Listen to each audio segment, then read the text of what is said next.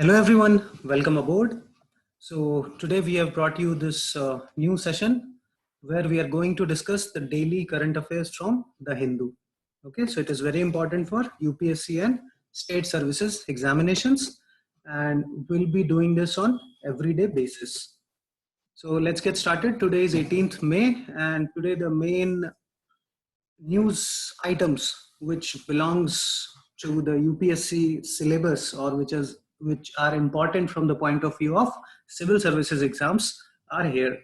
So lockdown extension, fifth tranche of economic reforms, farm gate infrastructure, India-Afghanistan relations, health stimulus package, conditions for distribution companies, and state borrowing limit.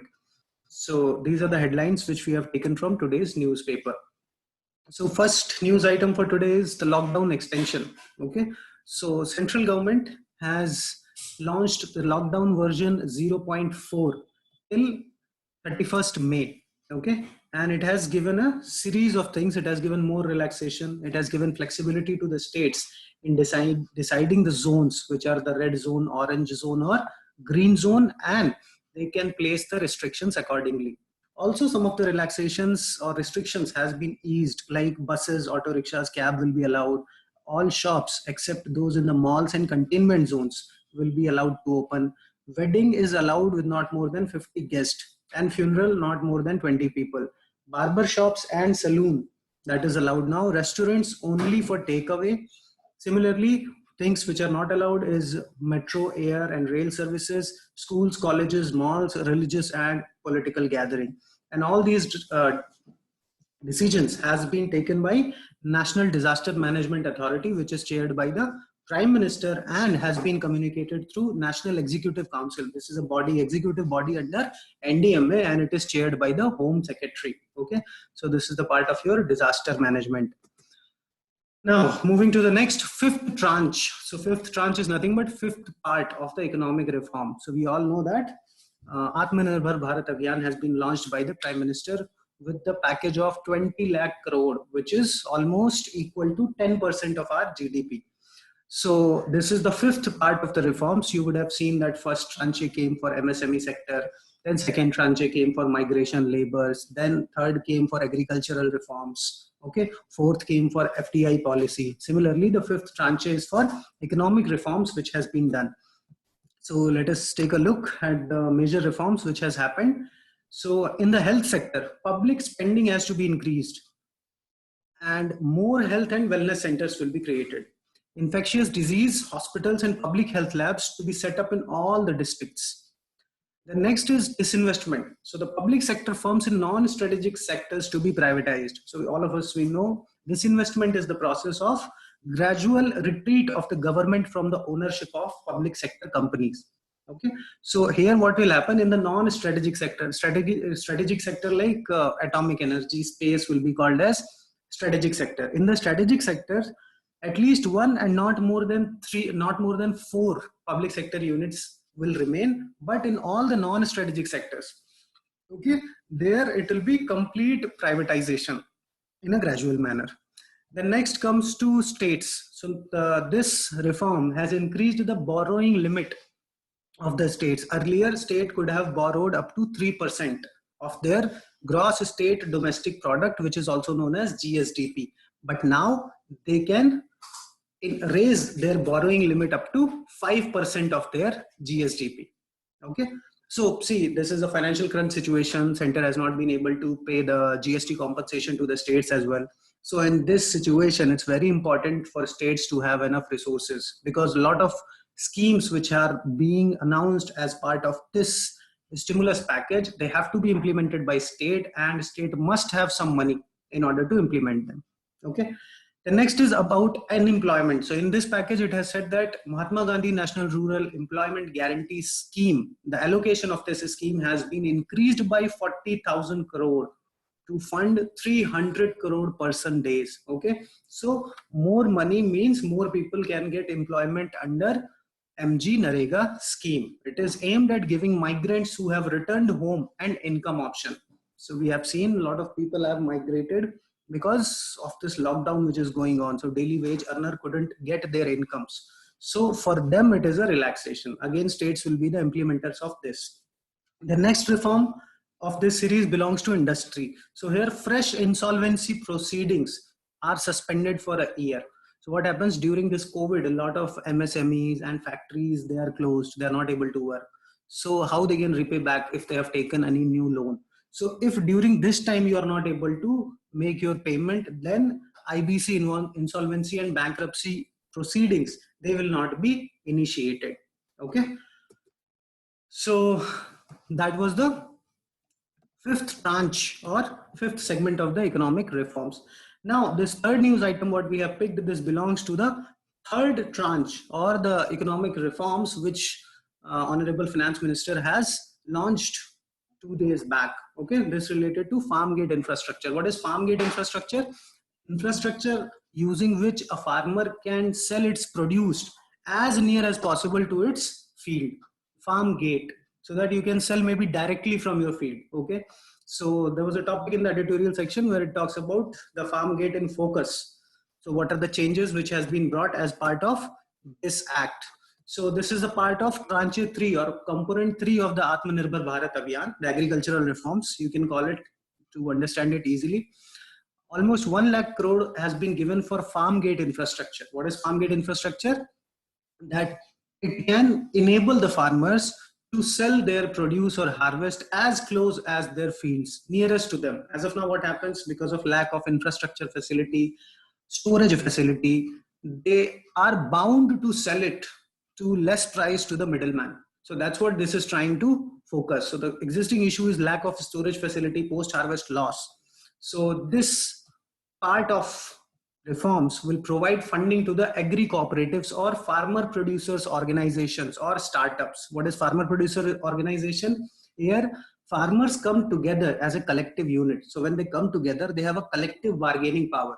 So the price, if individual farmer goes, maybe he will get less price. But as if you go together as a whole, then all the farmers can negotiate, okay, having more leverage in the transaction. Then another part of this agricultural reform is formalization of micro food industries. Okay, so micro food industry like unorganized food industries. So what formalization will happen? The government will provide support for marketing, for branding, for certification, to link them to the export markets.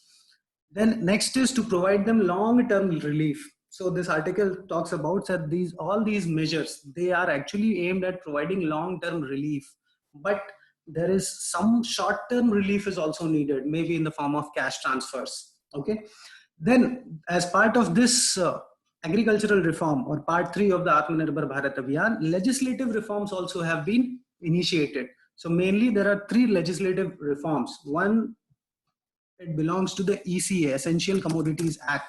We have discussed it in the economic survey video as well, that Essential Commodity Acts actually sometimes it does opposite instead of what it has been aimed at. Okay, so in order to resolve that issue, this act has been changed, and some things like cereals, edible oil, okay, pulses, oil seeds, onion or potato, these things have been taken out of this Essential Commodities Act's purview, so that if there is no stock limit, then maybe private investors will invest their money in creating the storage facilities. Okay, apart from ECA Act, the second legislative reforms which is being done as part of this agricultural reform relates to the APMC market. Okay, so as of now, the farmers can sell their produce only in the identified district markets, which is known as APMC market, and that too to the licensed dealers. Now government is bringing a change in the legislation so that farmers will be able to sell their produce at any part in India, including e-commerce websites. So then they can access best price in any corner of the country. That is the second reform. The third reform relates to contract farming. So this contract farming is before sowing, you can get into a contract with some company. Imagine Lay's or Uncle Chips. They want to procure potato for their future operations. So they can go into a contract with some farmers where they will promise a fixed price at a certain date. So problem with these things is farmers are not very much aware about the price mechanism or how to get to the correct price in contract. So that's where government will help them, and it will try creating a enabling infrastructure for predictive price mechanism. So these are the three legislative reforms which are being also done as part of this agricultural reform of Atmanirbhar Bharat Abhiyan. Now, this article also talks about some risks which are involved in this. So risks are like, see, exposure to the market, direct exposure. It might lead to exploitation of the farmers. Okay. Also, the food security or the food inflation can be another problem because of removal of few things from the Essential Commodities Act. So they are the some issues which has to be tackled. So let's move ahead to the next or fourth news item for today. So today's paper was filled with a lot of India, Afghanistan stuff. So there were three articles, one related to getting India back on the Afghan high table. Second, India must not give Taliban legitimacy until it joins intra-Afghan talks. And third, about Afghan president rival sign power sharing deal. So here we have combined the gist of all, and let's discuss it together. So first thing is to understand is, in Afghanistan, a power sharing deal has been signed between Ashraf Ghani and Abdullah Abdullah. See what happened? Few months back, election happened and result came where Ashraf Ghani got like 50% vote and Abdullah Abdullah got like 40% vote. Now, both of them said that we are the winner. This guy, Abdullah Abdullah, they blamed about the rigging of election to the current government. And there were two swearing in ceremonies where they both declared themselves as a ruler of Afghanistan. So that was the problem with this regime. So you want a legitimate government, and we all know that Taliban peace process talks are going on because US want to move out of Afghanistan as soon as possible. So that is why before any deal can be finalized with the Taliban, it is very important that there is one national government which represents everybody and has the trust of the people.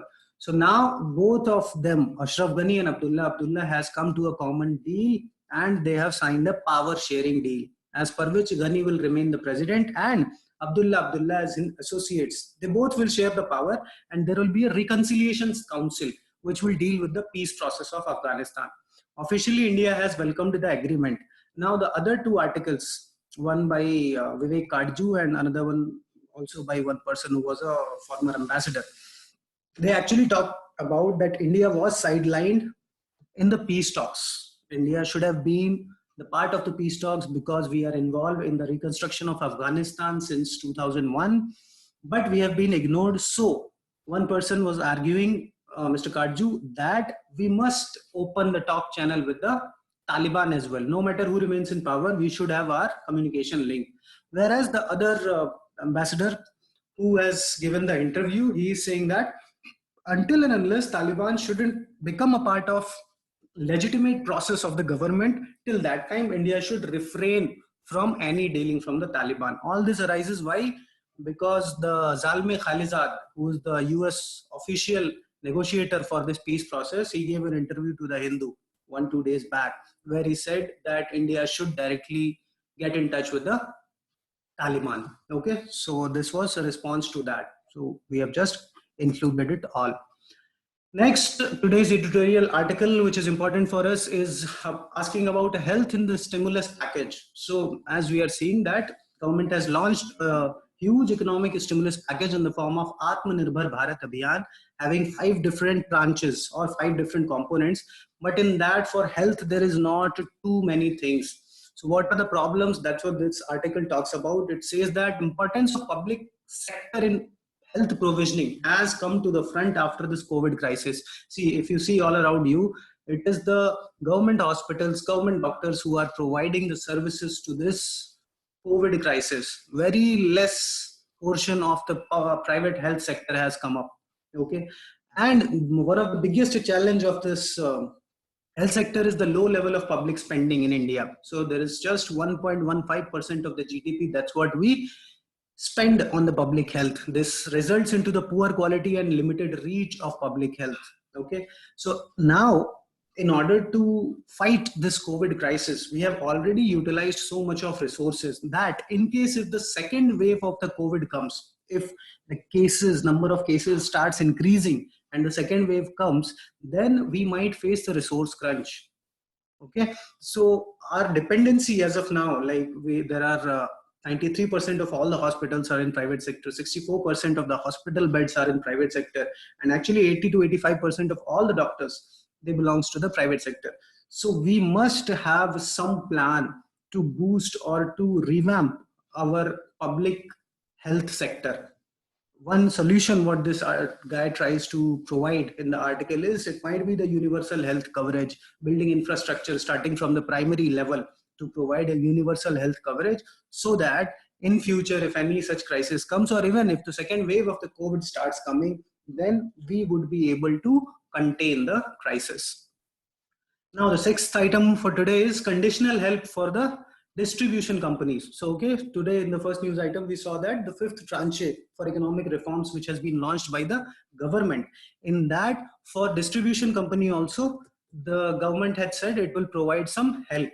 So 90,000 crores through Power Finance Corporation and Rural Electricity Corporation as part of Atmanirbhar Bharat Abhiyan has been provided.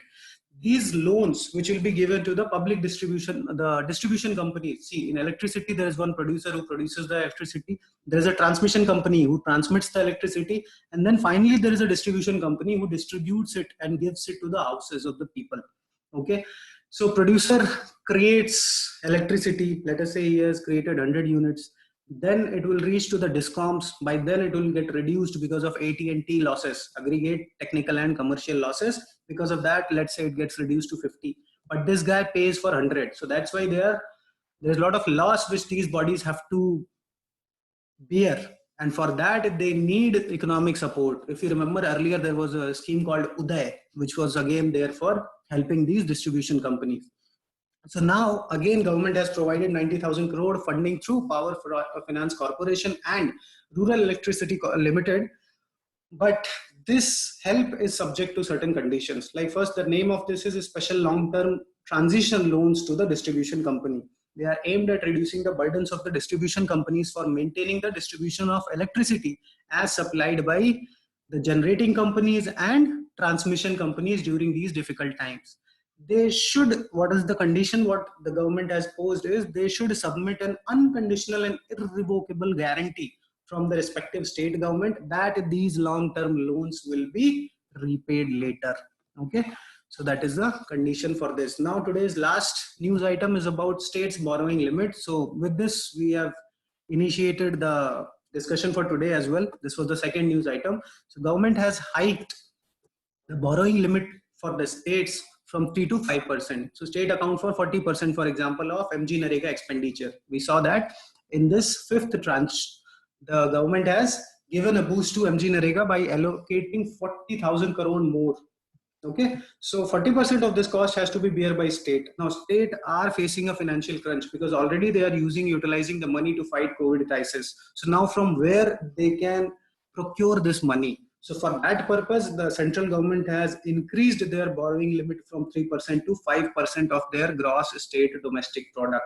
Okay, but subjected to conditions that the money will be available to them only if they are implementing the specific reforms related to the ease of doing business or urban local bodies. Okay, then another challenge why this is needed is because see the financial resources of both central as well as state governments, they have been reduced because of less economic activity and no GST compensation has been provided to the states. Okay, another challenge is states have high cost of borrowing. So if states take a loan from the market, they might be paying like 10%.